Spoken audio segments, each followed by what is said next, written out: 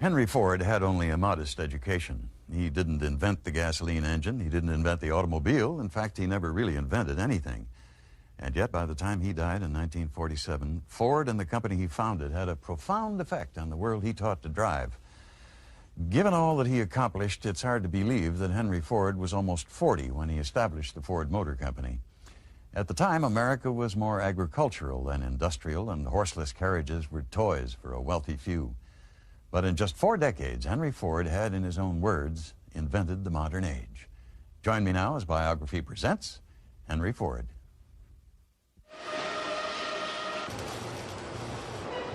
He gave the car to America. I think Henry Ford may have been the most influential man of the 20th century. He made bitter enemies. He was a nasty individual. He believed in hard work. Yes, indeed. If a young man makes up his mind to work, there's no limit to what he can do. And he demanded hard work. To work at Ford's at that time, you had to give up your dignity, your manhood. He was praised by everyone from President Herbert Hoover to public enemy number 1 John Dillinger. And he's a man who changed the way we all live. He was an American legend who gave us mass production, the Model T, the V8, and the traffic jam. It's all because of my great-grandfather.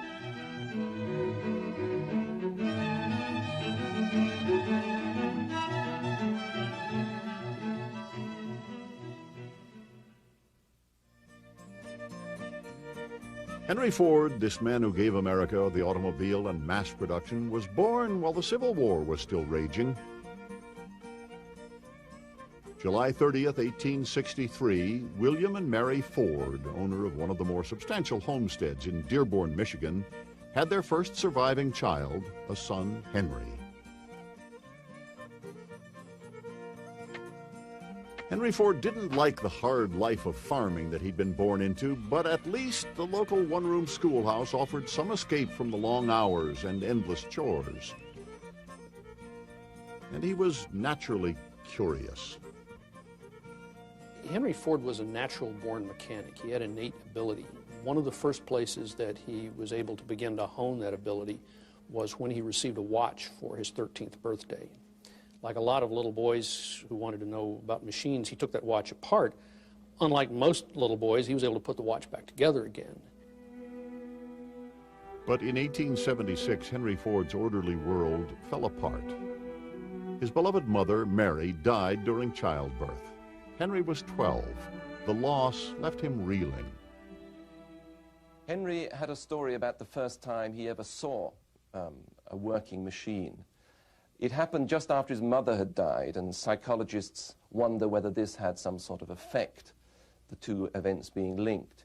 He was going along with his father, and he saw one of the farm machines that were used in those days coming towards him down the track, but with one addition. It was moving itself because the engineer had fixed a chain from the axle of the machine to the wheels. So it was a sort of crude, self-propelling motor car.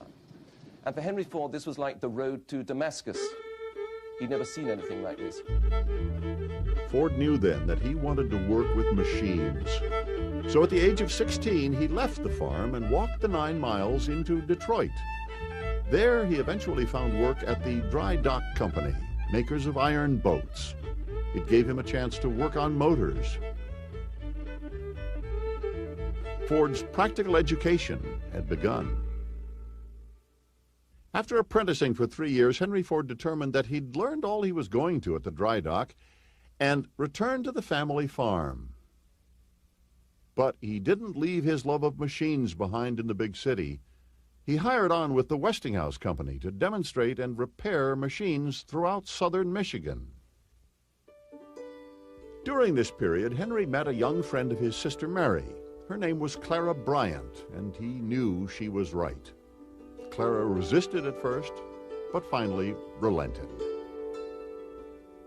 On a spring day in 1888, wearing a wedding dress she had made herself, Clara Jane Bryant married Henry Ford.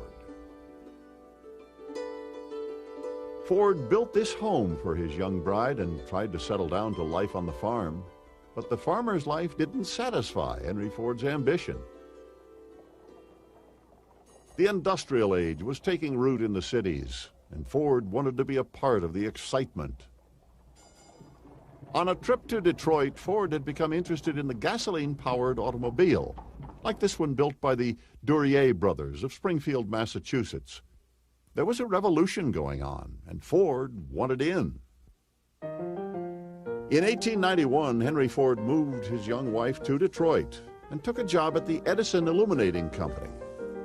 Here, he moved swiftly through the ranks, more than doubling his starting salary when he was promoted to chief engineer. And the extra income helped. On November 6, 1893, Clara Ford gave birth to a hardy baby boy, Edsel Bryant Ford. Newly inspired, Ford set out to build that gasoline-powered vehicle that had been taking shape in his mind. Henry Ford had an enormous capacity for concentration. He became something of a mad professor when he was actually working on a project. And so when he was building his first internal combustion engine, his own version of it, he got so wrapped up that he brought it home on Christmas Eve when his poor wife was cooking the turkey and getting the meal ready and everything. And right in the middle of all this, he stuck the machine on the kitchen sink, screwed it to the sink, got his wife, whose hands were all covered with gravy and stuff, to actually drip gasoline into the top of it. He connected the wires and started the machine and was quite oblivious to the fact that he was filling the kitchen with clouds of exhaust smoke. In a shed behind his home, Ford's automobile slowly took shape. With the help of friends from the Edison Company, he began building the vehicle he called the quadricycle. It was called this for good reason. His plan called for two bicycles to be placed side by side and powered by a crude gasoline engine.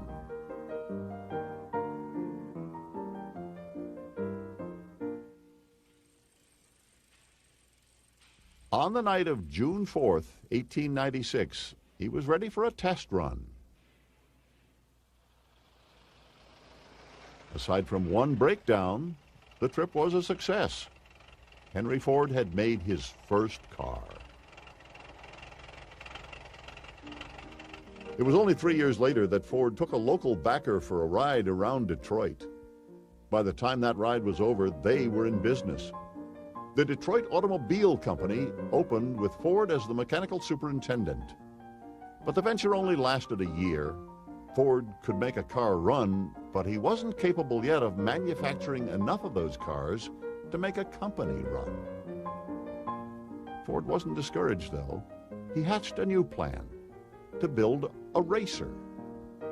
Ford saw racing as a way to spread the word about his cars and spread the name of his cars. And that was one of the reasons that he and his backers in his second company finally parted the ways, because they got tired of him racing. They wanted him to devote his energies to the production car.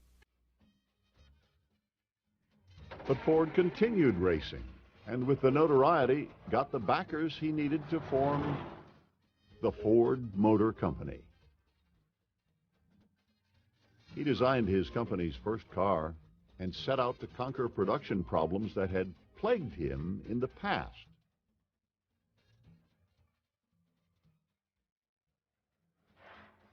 He set up shop, hired men, put out a car, and waited.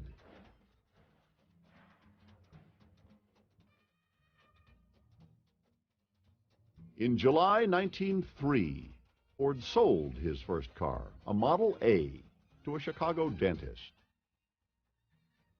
Two-time failure Henry Ford, at the age of 40, was about to experience success beyond anything he dreamed possible.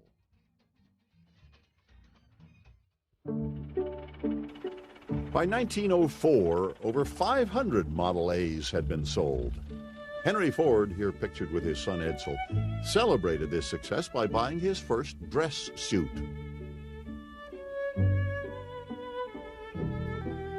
At the same time, Ford Motor Company was upgrading the line with the Model B. It was bigger, more powerful, and considerably more expensive than the Model A. But Henry Ford just couldn't get comfortable with the notion of a luxury car.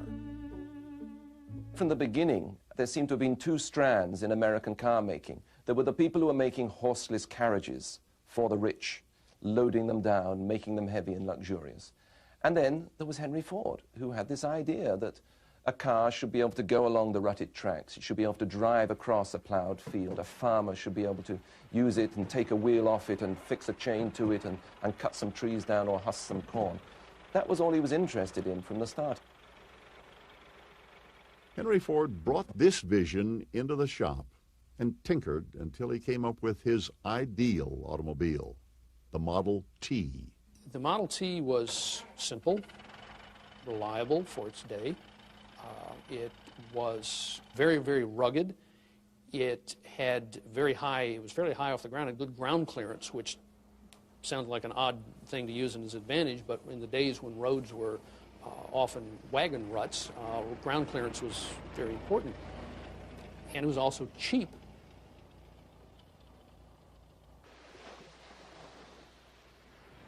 The Model T was an astounding success. It went on sale in October 1908, and within a few months, Ford was forced to announce that the company couldn't accept new orders. The factory was already swamped, months behind. Henry Ford had succeeded in making an automobile for the masses, but it left him with a problem: how to build up production to satisfy demand. At the time, craftsmen building cars at stationary workbenches could produce 25 Model Ts a day, but 25 weren't enough. So Henry Ford and his engineers came up with a revolutionary new idea: the moving assembly line.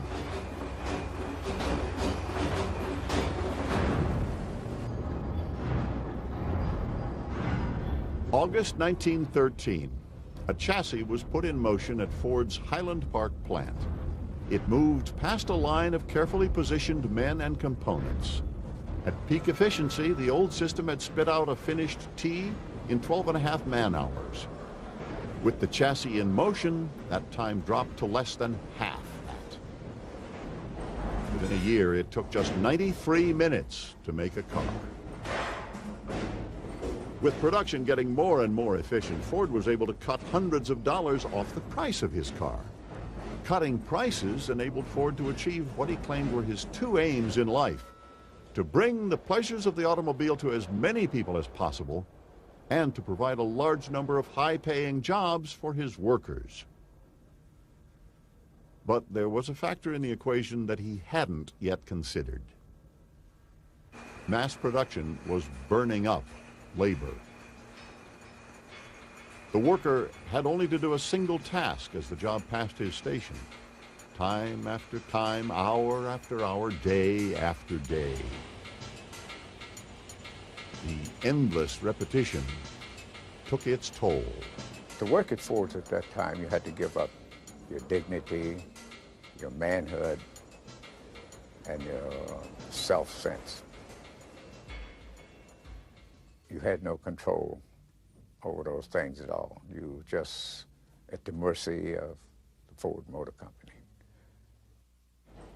If you worked on that line, you sweated. You really worked hard. You were kind of a slave to that line. And you went to bed at night and you dreamed about working. You worked all night long in your dreams. The turnover rate became such a problem that the company had to hire close to 1,000 men for every 100 jobs it hoped to fill. And hiring and training men cost money. Something had to be done. Again, Ford came up with an answer: the $5 day. Henry Ford would pay his workers more than twice the going rate. It was front-page news across the country.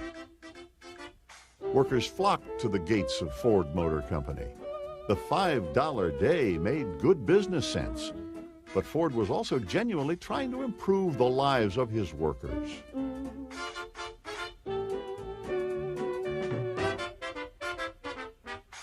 Henry Ford had experienced a healthy dose of success with the Model T, and again with the $5 day. On the strength of this public approval, Ford began to feel that he should speak out on other issues. And with Europe exploding into war, he tried international politics. A young reporter sent out to interview Ford came back with a story quoting the carmaker as saying that he would give everything he possessed to stop the war. As the story spread, a noted peace activist approached Henry Ford. She found him a willing listener. Ford agreed to attend a meeting that very weekend in New York. There, his name was added to a delegation that would petition the warring governments. They weren't the sort of people that he would normally have got involved in, but they did flatter him. It was a simple sort of solution. Charter a ship, go to Europe, stop the war. Henry Ford can produce a Model T. Why can't he stop a world war? It was an illustration both of his idealism and now of his arrogance. The peace delegation was far from united around the cause. As members fell to arguing and backbiting, the shipboard press delighted in sending scathing stories home. By the time the ship docked in Norway, Ford was deeply discouraged. He left for the States just a few days after landing. Back home, though, Ford found himself again a hero to the common man, a modern-day Don Quixote. Maybe it had been foolish to think that he could end the war, but even his critics admitted that at least he had tried. When America did enter the war, Henry Ford stood by his country. With American boys leaving home, Ford opened his company's facilities to the government. The government, and the country for that matter, considered Henry Ford capable of producing miracles. Model Ts served as ambulances and staff cars. And with Allied shipping in the North Atlantic plagued by German submarines, the Navy turned to Ford to build the Eagle boat, a sub-chaser. But by Armistice Day, only a handful had been delivered. With the war over, Ford could turn his attention to other matters. And there was one matter he found especially irritating. It was the issue of who really controlled Ford Motor Company. I think things really began to change for Henry Ford in 1919 when he bought out all his stockholders. And he increasingly felt that they were interfering with the way he wanted to run the company. And with his wife and with Edsel became the sole owners of Ford Motor Company. From that point on, he personally had the majority stock. From that point on, he was in effect dictator of Ford Motor Company. He didn't have to answer to anybody else. Personally now, I think this is a classic case of absolute power corrupting. And what Henry Ford planned to do with that power was far grander than anything he had done before. The tough, shrewd businessman that ran Ford Motor Company was a much different man at home with the family. As I remember my great-grandfather, he was very sort of tall and thin, and he had the most incredibly hard handshake. And I remember that because each time I went there, he always shook my hand first and then gave me a kiss hello. And I always used to think, oh my God, he's broken my bones. He was very soft as far as being around children was concerned. I mean, he wasn't, don't do this, don't do that kind of thing. I think he enjoyed it when we did come around to play. Henry Ford was a dreamer. Once the old stockholders had been bought out, he was free to lead Ford Motor Company anywhere his imagination took him. And that was often a long way from automaking. He also produced the Fordson tractor. He tried to bring aviation to everyone's driveway with a single-passenger flivver plane. Henry Ford operated an early airmail route and the first regularly scheduled passenger flights, here promoted by the Our Gang kids.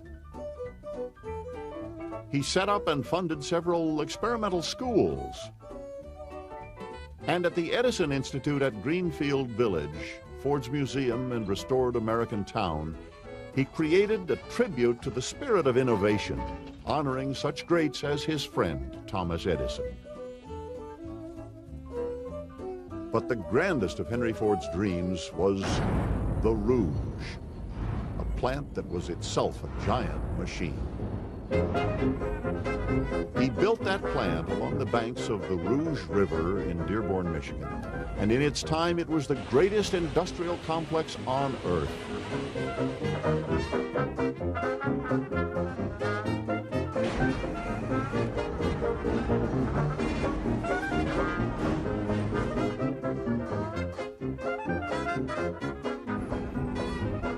It is still today an industrial wonder, a lasting tribute to the power of Henry Ford's dreams and his incredible determination. About the time that the first blast furnaces at the Rouge were being fired, Henry Ford again offered the world his thinking. But this time his thinking was tainted by anti-Semitism.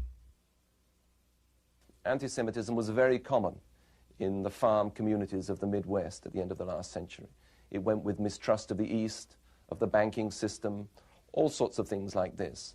And Henry Ford's prejudices were those of an ordinary Midwest farmer. The tragedy of it was that he had the money and the conceit to put his ideas on paper and actually publish his own magazine, which spread it all around America and, of course, made him a laughingstock. Through the Dearborn Independent, Ford blamed the Jewish people for everything from World War to short skirts, cheap movies, and jazz music. It wasn't until he faced a libel suit, public disapproval, and the continued pleas of friends that Henry Ford tendered an apology. But there were those who doubted the sincerity of that apology. In July 1938, Ford accepted Germany's Grand Cross, the highest honor the Third Reich could bestow on a foreigner.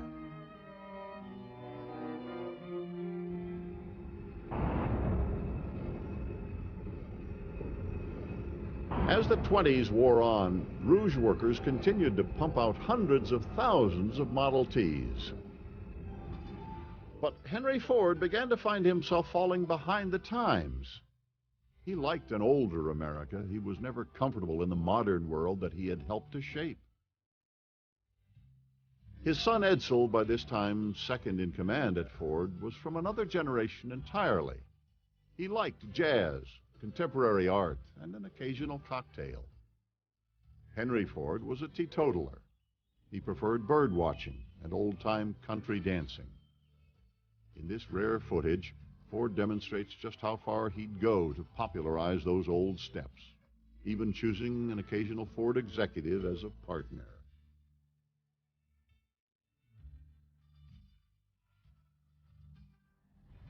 While Henry Ford was dancing, the marketplace was changing in ways that he could never understand. For the first time in almost 2 decades, Ford's Tin Lizzie had a serious competitor. The car that really did in the Model T was the Chevrolet. General Motors recognized fairly early what Edsel Ford had recognized, that once the market was, the actual need for automobiles was satisfied, you needed a way to continue to convince people to buy new cars, even if they didn't really need one, even if their old one wasn't worn out. One of the ways you do that is you change the way cars look every year, and you make the car look more pleasing. In May 1927, the Model T era came to a close. The success of the Chevrolet demonstrated that the public wanted style and not just utility. The Tin Lizzie was hopelessly outdated, relegated to a recycling campaign.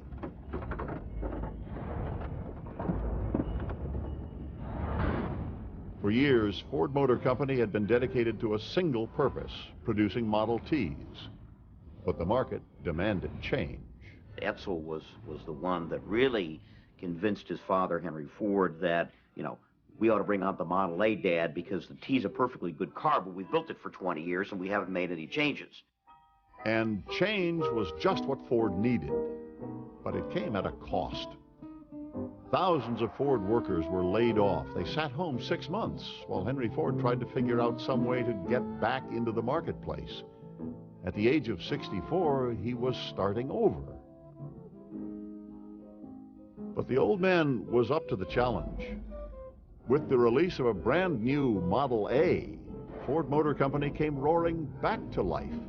Model A was an excellent automobile. It wasn't revolutionary like the Model T. It wasn't a car that pushed the boundaries of automobile design, but it was a thoroughly up-to-date, thoroughly modern car.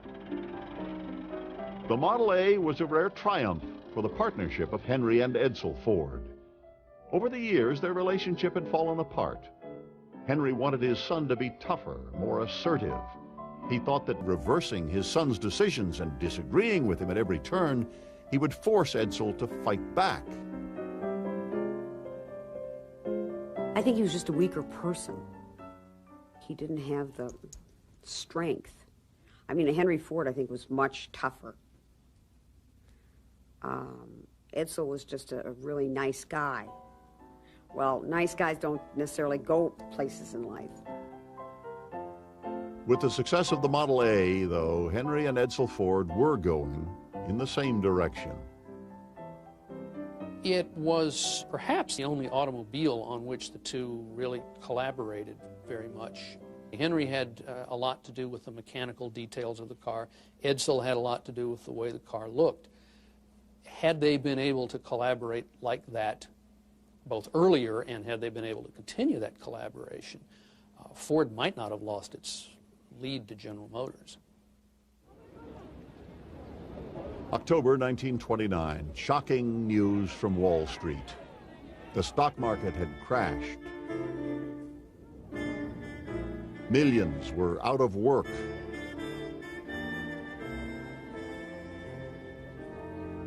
Of course, Ford's great personal fortune kept him far removed from the nation's suffering. Normally, public speaking paralyzed Ford. But here he joined good friends Thomas Edison and Harvey Firestone in an historic radio broadcast offering their wisdom on the Depression. If a young man makes up his mind to work, there's no limit to what he can do. But if he makes up his mind to go at it without the idea of work, he hasn't much chance. He must study and work, and he must go back in any art as far as he can, just dig up the very beginning, and he must.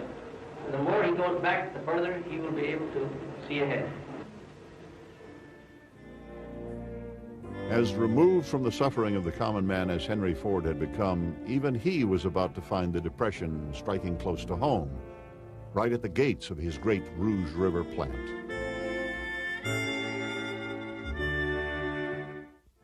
The Depression devastated working America.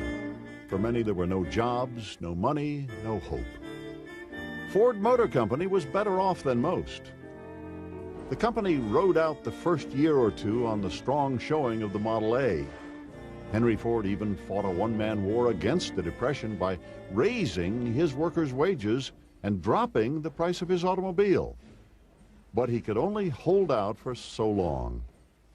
In 1931, the Depression caught up to Ford. After 3 years on the market, Model A sales fell dramatically. The Chevrolet, with its 6-cylinder engine, and the new Plymouth cut into Ford's market share. Once again, Ford was forced to shut down production and send workers home. Those who stayed found their wages cut. Frustration boiled over. On a bitterly cold day, a crowd gathered to march on the Rouge plant and confront Henry Ford with a demand for more jobs. At the Dearborn city limits, local police had massed, but the marchers ignored their orders to disperse. Police attacked, and a full-scale riot broke out.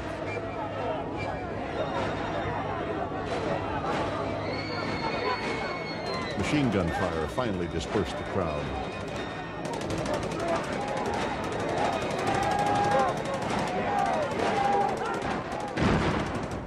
In the aftermath of the fighting, 4 young marchers lay dead. A 5th died several days later.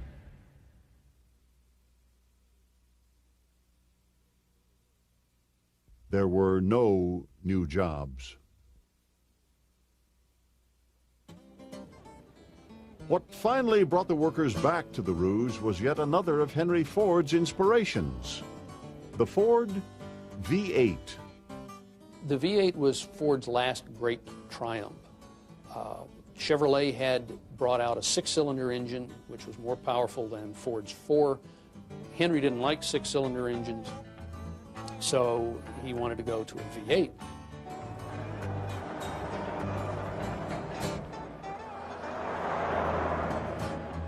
A V8 Ford, something like a Roadster, could probably do 70, 80 miles an hour. You strip it, it might go even faster. Tributes from all over celebrated Ford's return to genius. His fan mail included some surprises. John Dillinger, Public Enemy #1, wrote Henry Ford saying, "Hello, old pal. You have a wonderful car. It's a treat to drive one. Your slogan should be, drive a Ford and watch the other cars fall behind you. I can make any other car take a Ford's dust." And Clyde Barrow of Bonnie and Clyde fame also felt moved to compliment Ford. "Even if my business hasn't been strictly legal," he wrote, "it don't hurt anything to tell you what a fine car you got in the V8. With the success of the V8, Ford found time to turn his attention to Herbert Hoover's 1932 re-election campaign. Ford was still painfully shy about public speaking, but he offered these words. "I support the best man for the job. Herbert Hoover should be allowed to carry out his program, and I think he will. He has faced the enemy for 3 years now. He knows all the tactics of the forces of destruction. Why bring a new recruit and retire a seasoned leader? I think of him as a human-hearted, honest-minded, hard-working Hoover." Americans in record numbers disagreed with Henry Ford's politics in 1932, but given the sales of his V8, Henry Ford and his son Edsel had reason to feel optimistic as they looked ahead. They've been asking us what we think of the coming year. All I can say is that we feel pretty good about the outlook. The United States, even when it is running in low, is a pretty big business proposition. But I believe the country is getting ready to make a very decided step forward next year, and we are doing all that we can to help it along. What do you think of that, Father? Well, I think everybody's decided that they've got to go to work. I think from now on, that there's no one can stop this great country from going ahead. And those that went to work at Ford found labor relations falling apart. Henry Ford said that the average man wouldn't do a day's work unless he was caught and couldn't get out of it. Inside his plants, he saw to it that nobody shortchanged him. Ford supervisors and foremen, many of them ex-cons and boxers, ruled the plant through fear and coercion.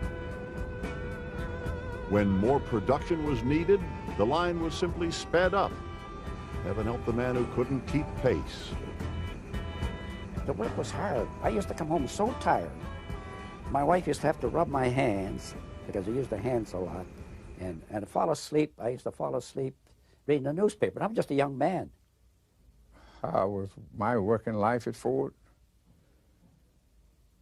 I've never been to hell, but heard a lot about it. It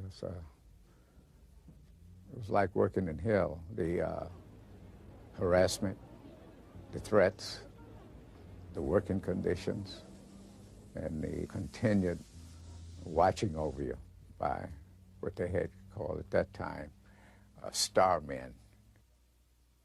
It was like Big Brother was watching you. Henry Ford was behind everything. In the 1930s, he cloaked what he was doing behind something called the Service Department and the goons that he employed to terrorize workers.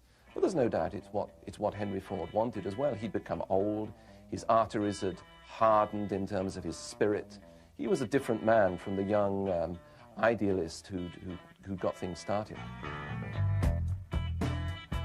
Ford and his workers had come a long way together.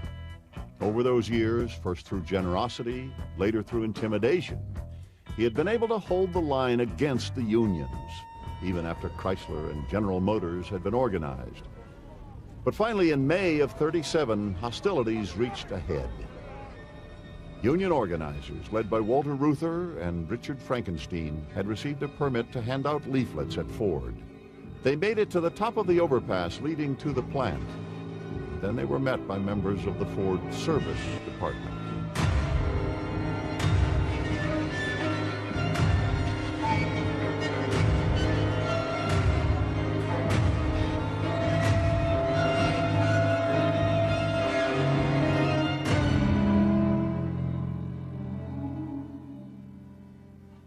The fight at the gates of Ford left the Union leaders battered, but no further ahead in their struggle. It took another 4 years of pushing and pulling before something finally broke. On April 1st, 1941, Andy Dewar, one of the workers in the rolling mill, changed labor history at Ford. One day, Andy just got fed up, and he and the foreman had an argument. All of a sudden with an Irish brogue, a Scottish brogue, God damn it, I'm tired of taking this BS. Get away from me, strike, I'm gonna strike, The guy look up on the line, strike, strike. The other guy would holler, and it'd just be, strike, strike, strike, strike. It just went from one department to the other in the rolling mill. That's where all the finish of the steel was made. Without steel, you can't make a damn car. Ford was preparing for a long fight when his wife surprised him by joining the battle. Clara Ford demanded that he settle with the Union. It was totally out of character for her to interfere, but Clara was afraid the situation would explode into real violence. And so she threatened to leave her husband if he didn't put an end to the hostilities. Ford called his representative and told him to sign. And that was that. Ford Motor Company was a Union shop.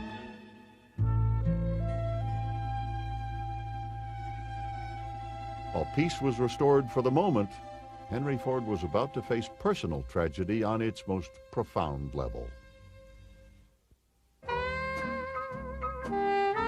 Edsel Ford had been president of Ford Motor Company since he was 25 years old, but there was never any doubt about who really ran the show. Henry Ford was an engineer and a tinkerer, and Edsel was a completely different man. Edsel was a very gentle man. Edsel was a man who endowed the arts in Detroit. Edsel was a designer. Edsel was a modern thinker, and he was the kind of man, it seems to me, that his father, Henry Ford, had a difficult time dealing with because they were really opposite personalities. I think Henry Ford, the history books will always look upon the first Henry Ford as the originator of the company and so forth and so on. And yeah, I do absolutely believe Edsel Ford was underlooked. What Edsel Ford lacked was the ability to stand up to his father. For years, Henry Ford undermined his son at every opportunity in a campaign to make him stronger. Edsel Ford internalized the conflict and carried on at Ford his steady presence of balance to Henry's unpredictable ways. When World War II broke out, the Allies suffered defeat after defeat. The nation naturally looked to industry for help. Everyone was expected to pitch in. Ford was asked to produce jeeps, troop carriers, trucks, tanks, and more. But the company's most important project was the B-24 Liberator bomber. With Ford approaching his 80th birthday and not yet recovered from a 1941 stroke, supervision fell largely to Edsel, and he had medical problems of his own. Still, company spokesmen were optimistic enough to predict that one B-24 would roll out of their plant every hour. But by the end of '42, only 56 planes had been built, far short of the prediction.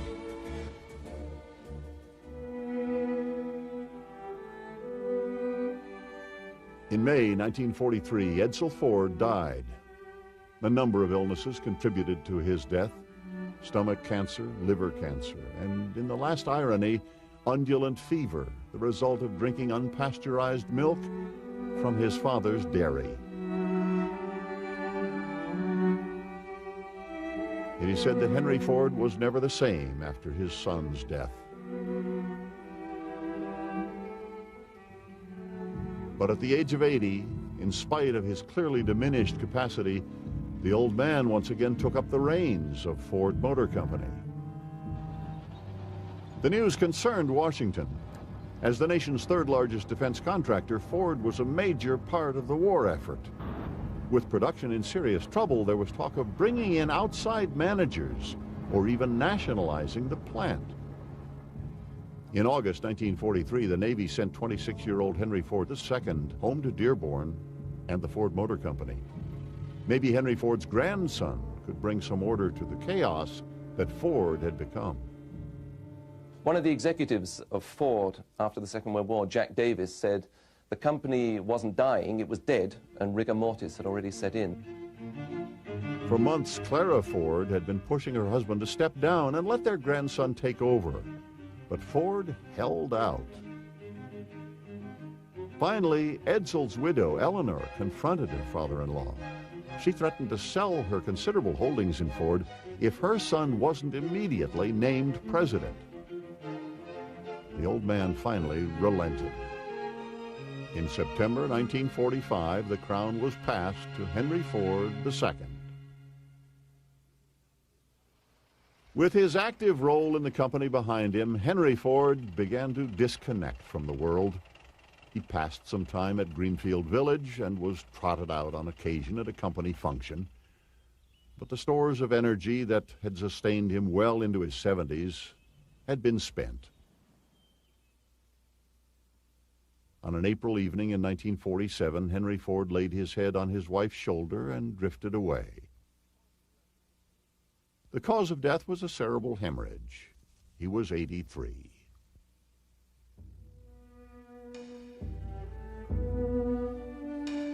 Tens of thousands of people lined up to view Henry Ford's body as it lay in state.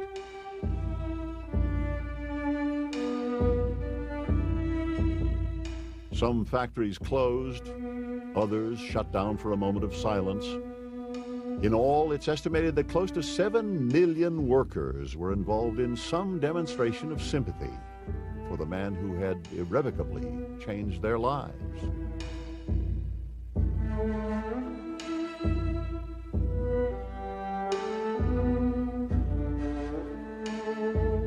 And in Detroit, motorists were asked to come to a complete stop at the time the automaker's body was being lowered into the ground.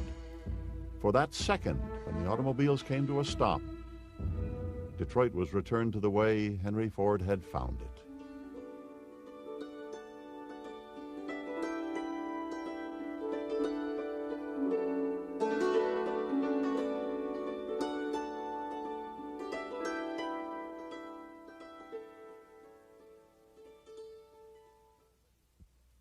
It had already been raining a couple of days in Michigan when Henry Ford returned home from a vacation. It was the spring of '47. On his second day back, the Rouge River flooded and took out the private powerhouse that supplied his home with heat and light. That evening, Henry and his wife turned in early. The power still hadn't returned, and their room was lit only by an oil lamp and a few candles. Before the night was out, Henry Ford, the father of mass production, the inventor of the modern age, left the world just as he had come into it 84 years earlier, by candlelight.